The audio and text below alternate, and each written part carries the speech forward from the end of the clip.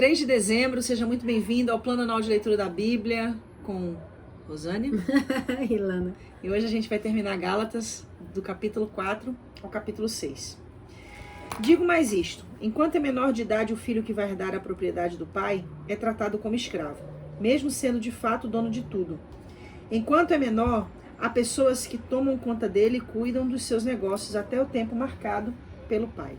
Assim também nós, antes de ficarmos adultos espiritualmente, fomos escravos dos poderes espirituais que dominam o mundo. Mas, quando chegou o tempo certo, Deus enviou o seu próprio filho, que veio como filho de mãe humana e viveu debaixo da lei, para libertar os que estavam debaixo da lei, a fim de que nós pudéssemos nos tornar filhos de Deus. E para mostrar que vocês são seus filhos, Deus enviou o Espírito do seu Filho ao nosso coração, o Espírito que exclama: Pai, meu Pai. Assim, vocês não são mais escravos, vocês são filhos. E já que são filhos, Deus lhes dará tudo o que ele tem para dar aos seus filhos. A preocupação de Paulo pelos Gálatas. No passado, vocês não conheciam a Deus e por isso eram escravos de deuses que de fato não são deuses. Mas agora que vocês conhecem a Deus, ou melhor, agora que Deus os conhece, como é que vocês querem voltar para aqueles poderes espirituais fracos e sem valor? Por que querem se tornar escravos deles outra vez? Por que dão tanta importância a certos dias, meses, estações e anos? Estou muito preocupado com vocês. Será que todo o trabalho que tive com vocês não valeu nada? Meus irmãos, peço que sejam como eu. Afinal, eu sou como vocês e vocês não me ofenderam em nada. Lembram por que foi que lhes anunciei pela primeira vez o Evangelho? Foi porque eu estava doente. Mas vocês não me desprezaram, nem me rejeitaram, embora meu estado de saúde fosse uma dura prova para vocês. Pelo contrário, vocês me receberam como se eu fosse um anjo de Deus, ou mesmo como se eu fosse Cristo Jesus.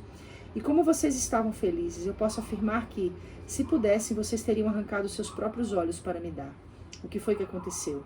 Será que agora, por ter dito a verdade, eu me tornei inimigo de vocês? Desse jeito. Esses homens mostram grandes interesses por vocês, mas a intenção deles não é boa. O que eles querem é separar vocês de mim, para que vocês sintam por eles o mesmo interesse que eles sentem por vocês. É bom vocês terem um interesse sincero sempre, não somente quando estou com vocês. Meus queridos filhos, eu estou sofrendo por vocês como uma mulher que tem dores de parto e continuarei sofrendo até que Cristo esteja vivendo em vocês. Como eu gostaria de estar aí agora para poder falar com vocês de modo diferente. Estou muito preocupado com vocês. Agar e Sara. Vocês que querem estar debaixo da lei, me digam uma coisa. Vocês não estão ouvindo o que a lei diz? Ela diz que Abraão teve 2 filhos, um de uma escrava, Agar, e outro de uma mulher livre, Sara. O filho da escrava foi gerado como todas as crianças são geradas, mas o filho da mulher livre foi gerado por causa da promessa de Deus. Isto serve como um símbolo. As 2 mulheres representam as 2 alianças. Uma aliança é a do Monte Sinai e está representada por Agar. Os que são dessa aliança nascem escravos, pois Agar representa o Monte Sinai na Arábia, e Agar é o símbolo de Jerusalém atual, que é escrava com todo o seu povo. Mas a Jerusalém celestial é livre, e ela é a nossa mãe. Pois as Escrituras Sagradas dizem: você, mulher que nunca teve filhos, fique alegre. Você que nunca sentiu dores de parto, grite de alegria. Pois a mulher abandonada terá mais filho do que a que mora com o marido. Meus irmãos, vocês são como Isaac, são filhos de Deus por causa da promessa divina. Naquela época, o filho que havia sido gerado, como todas as crianças são geradas, perseguiu o que havia sido gerado por causa do Espírito de Deus. E a mesma coisa está acontecendo agora. Mas o que é que as Escrituras Sagradas dizem? Elas dizem: mande embora a escrava e o filho dela, pois o filho da escrava não herdará a propriedade do pai, junto com o filho da mulher livre. Portanto, meus irmãos, nós não somos filhos de uma escrava, mas de uma mulher livre. Firmes na liberdade. Cristo nos libertou para que nós sejamos realmente livres. Por isso, continuem firmes como pessoas livres e não se tornem escravos novamente. Prestem atenção. Eu, Paulo, afirmo que se vocês deixarem que os circundem, então Cristo não tem nenhum valor para vocês. Repito isso mais uma vez para qualquer homem que deixar que o circundem, que o circuncidem. Esse homem é obrigado a obedecer a toda a lei. Vocês que querem que Deus os aceite, porque obedecem à lei, estão separados de Cristo e não têm a graça de Deus. Mas nós temos a esperança de que Deus os aceitará. E é isso o que esperamos pelo poder do Espírito de Deus, que age por meio da nossa fé. Pois quando estamos unidos em Cristo Jesus, não faz diferença nenhuma estar ou não estar circuncidado. O que importa é a fé que age por meio do amor. Vocês estavam indo tão bem. Quem convenceu vocês a deixarem de seguir a verdade? É claro que quem os convenceu não foi Deus, quem os chamou. Como dizem por aí, um pouco de fermento fermenta toda a massa. Mas eu ainda tenho confiança em vocês. A nossa união com o Senhor me dá a certeza de que vocês voltarão a pensar da maneira certa. E também tenho certeza de que o homem que está perturbando vocês, seja ele quem for, será castigado por Deus. Porém, irmãos, se é verdade que eu continuo a anunciar que a circuncisão é necessária, por que é que sou perseguido? Se eu anunciasse isso, então a minha pregação a respeito da cruz de Cristo não causaria dificuldade para ninguém. E quanto a esses homens que andam perturbando vocês, eu gostaria que se castrassem de uma vez. Porém, vocês, irmãos, foram chamados para serem livres, mas não deixem que essa liberdade se torne uma desculpa para permitir que a natureza humana domine vocês. Pelo contrário, que o amor faça com que vocês sirvam uns aos outros, pois a lei inteira se resume em um mandamento só: ame os outros como você ama você mesmo. Mas se você age como animais selvagens, ferindo e prejudicando uns aos outros, então cuidado para não acabarem se matando. O Espírito de Deus e a natureza humana. Quero dizer a vocês o seguinte: deixem que o Espírito de Deus dirija a vida de vocês e não obedeçam aos desejos da natureza humana. Porque o que a nossa natureza humana quer é contra o que o Espírito quer. E o que o Espírito quer é contra o que a natureza humana quer. Os dois são inimigos e, por isso, vocês não podem fazer o que vocês querem. Porém, se é o Espírito de Deus que guia vocês, então vocês estão debaixo da lei. As coisas que a natureza humana produz são bem conhecidas. Elas são a imoralidade sexual, a impureza, as ações indecentes, a adoração de ídolos, as feitiçarias, as inimizades, as brigas, as ciumeiras, os excessos de raiva, a ambição egoísta, a desunião, as divisões, as invejas, as bebedeiras, as farras e outras coisas parecidas com essas. Repito o que já disse: o que fazem essas coisas não receberão o reino de Deus. Mas o Espírito de Deus produz o amor, a alegria, a paz, a paciência, a delicadeza, a bondade, a fidelidade, a humildade e o domínio próprio. E contra essas coisas não existe lei. As pessoas que pertencem a Cristo Jesus crucificaram a natureza humana delas, junto com todas as paixões e desejos dessa natureza. Que o Espírito de Deus, que nos deu a vida, controle também a nossa vida. Nós não devemos ser orgulhosos, nem provocar ninguém, nem ter inveja uns dos outros. Capítulo 6, para encerrar. Ajudem uns aos outros. Meus irmãos, se alguém for apanhado em alguma falta, vocês que são espirituais devem ajudar essa pessoa a se corrigir. Mas façam isso com humildade e tenham cuidado para que vocês não sejam tentados também. Ajudem uns aos outros e assim vocês estarão obedecendo à lei de Cristo. A pessoa que pensa que é importante quando de fato não é, está enganando a si mesma. Que cada pessoa examine o seu próprio modo de agir. Se ele for bom, então a pessoa pode se orgulhar do que fez, sem precisar comparar o seu modo de agir com o dos outros. Porque cada pessoa deve carregar a sua própria carga. A pessoa que está aprendendo o Evangelho de Cristo deve repartir todas as suas coisas boas com quem a estiver ensinando. Não se engane, ninguém zomba de Deus. O que uma pessoa plantar é isso mesmo que colherá. Se plantar no terreno da sua natureza humana, desse terreno colherá a morte. Porém, se plantar do terreno do Espírito de Deus, desse terreno colherá a vida eterna. Não nos cansemos de fazer o bem, pois, se não desanimarmos, chegará o tempo certo em que faremos a colheita. Portanto, sempre que pudermos, devemos fazer o bem a todos, especialmente aos que fazem parte da nossa família na fé. Últimos conselhos e saudações. Vejam as letras grandes que estou escrevendo com a minha própria mão. Os que estão forçando vocês a se circuncidarem são pessoas que querem ficar orgulhosas de coisas de pouca importância.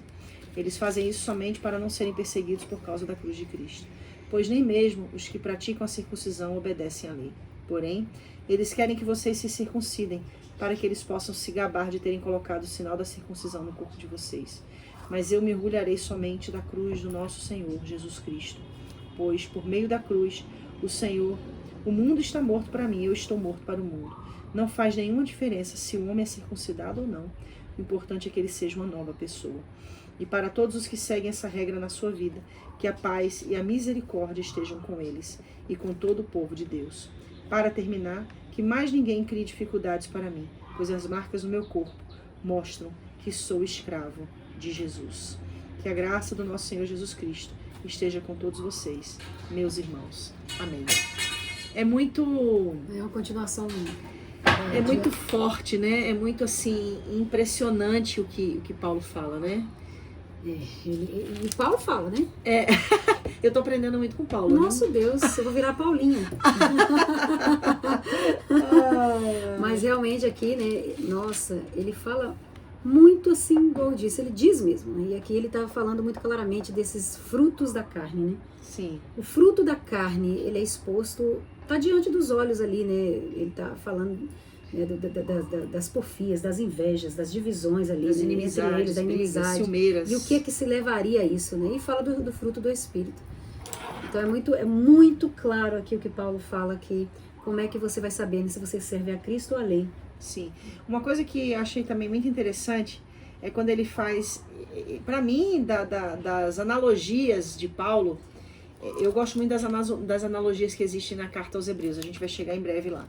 Mas essa analogia que Paulo faz entre Agar e Sara, entre a lei e a graça, é uma coisa impressionante. Eu quero ler um pedacinho aqui de novo, quando ele fala aqui, ó, no capítulo 4, versículo 28. Meus irmãos, vocês são como Isaque, são filhos de Deus por causa da promessa divina. Naquela época, o filho que havia sido gerado, como todas as crianças são geradas, perseguiu o que havia sido gerado por causa do Espírito de Deus. E a mesma coisa está acontecendo agora. Paulo está dizendo que aqueles que foram gerados segundo a carne, aqueles que estão com ideias carnais, aqueles que estão com mentalidade baseada na lei, baseada em pragmatismo, baseado no cerimonialismo e que estão querendo trazer até os Gálatas essa compreensão da necessidade de circuncidar, são exatamente como Ismael que perseguiu a Isaque. Aí ele fala aqui, mas o que é que as escrituras sagradas dizem? Elas dizem, mande embora a escrava e o filho dela, pois o filho da escrava não herdará a propriedade do pai, junto com o filho da mulher livre. O que Paulo está falando aqui é que realmente essas pessoas que estavam tentando trazer essa ideia judaizante, na realidade ele fala de um homem, né? Então de uma pessoa em específico, ele está falando que eles não deveriam de forma alguma permitir que essa mentalidade, que esses ensinamentos continuassem sendo dissipados. Ele completa dizendo que Deus ia, né, que ele ia colher, né, que ele Sim, uma coisa interessante também que a gente vê do coração de Paulo é que a maioria das cartas de Paulo sempre se apresenta, apóstolo Paulo, como a gente já falou ontem, aí depois ele traz uma saudação para a igreja. Aqui não, aqui ele se apresentou e já entrou com os dois pés. Como é que vocês estão saindo de um evangelho indo para o outro? Como é que é? Né? Então, aí a preocupação dele pelos Gálatas está aqui no capítulo 4, quando ele fala assim, ó, versículo 12, meus irmãos, peço que sejam como eu, afinal eu sou como vocês, e vocês se não me ofenderem em nada. Lembram porque foi que lhes anunciei pela primeira vez o evangelho? Foi porque eu estava doente. Aí aqui, eu quero abrir um parênteses, porque aqui tem uma pista, né? É uma base que é utilizada de compreensão para se cogitar qual era o espinho na carne de Paulo. Porque ele fala assim, ó, versículo 3, foi porque eu estava doente, versículo 14, mas vocês não me desprezaram, nem me rejeitaram, embora meu estado de saúde fosse uma dura prova para vocês. Pelo contrário, me receberam como se eu fosse um anjo de Deus, ou mesmo como se eu fosse Jesus Cristo. E como vocês estavam felizes, eu posso afirmar que se pudessem, teriam arrancado os seus próprios olhos para me dar.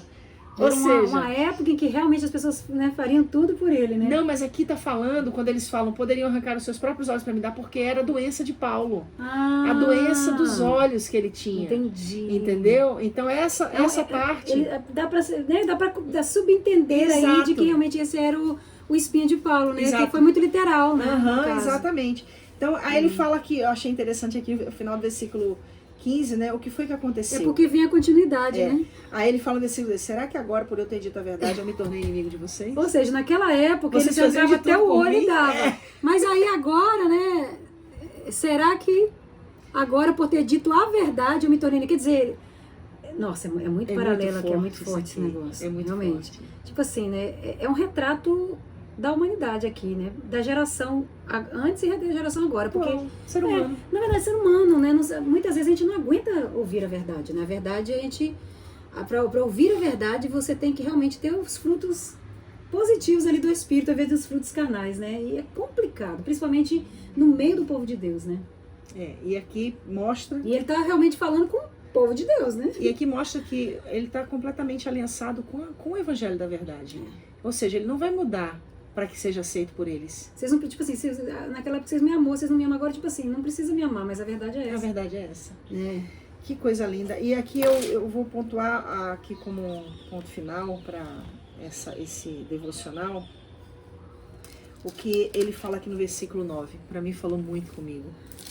Não nos cansemos de fazer o bem, pois se não desanimarmos, capítulo 6, versículo 9, chegará o tempo certo em que faremos a colheita. O que Paulo está falando aqui?